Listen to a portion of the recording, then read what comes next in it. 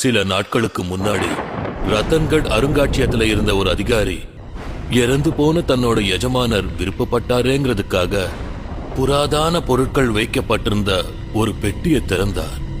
அந்த பெட்டியில மிக பழமையான பொருட்களுக்கு நடுவுல ஒரு பழைய காகிதமும் இருந்தது.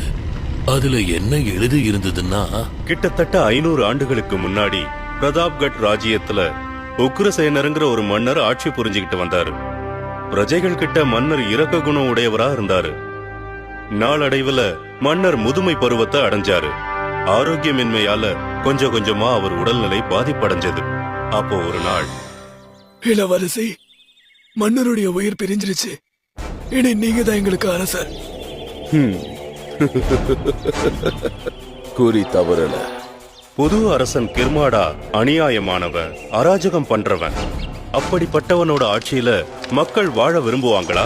பிரஜைகள் எல்லாரும் பக்கத்து நாட்டுக்கு குடிபெயர ஆரம்பிச்சாங்க. மன்னராகிற சமயத்துல செஞ்ச சத்திய பிரமாணத்தை இன்னைக்கு மறந்துடாத.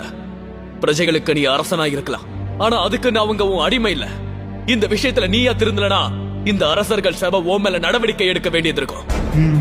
இந்த சம்பவம் கிர்மாடாவுக்கு கோபத்தை உண்டாக்கி எல்லாத்தையும் தலைகீழா மாத்தணும்னு முடிவு பண்ணான். அக்கம் பக்கத்துல இருக்கிற ராஜ்யங்கள் மேல படையெடுக்க ஆரம்பிச்சான். அவனோட சேனை மத்த அரசர்களோட சேனையை விட மிக பெருசாச்சு. அப்போ அரசர்கள் சபை டோலக்பூர் அரசர்கிட்ட உதவிய நாடுச்சு.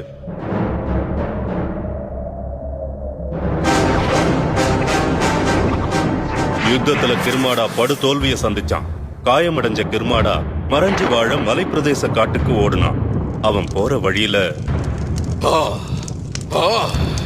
இப்பவே இந்த நிமிஷமே என் ஆத்மாவை உன் காலடியில சமர்ப்பிக்கிறதா நான் முடிவு பண்ணிட்டேன்.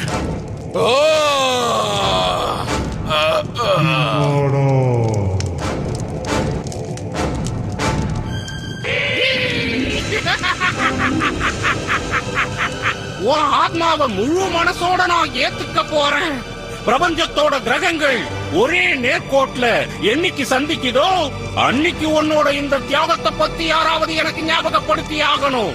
அப்படி ஞாபகப்படுத்தினா உனக்கு திரும்ப உயிர் கிடைக்கும்.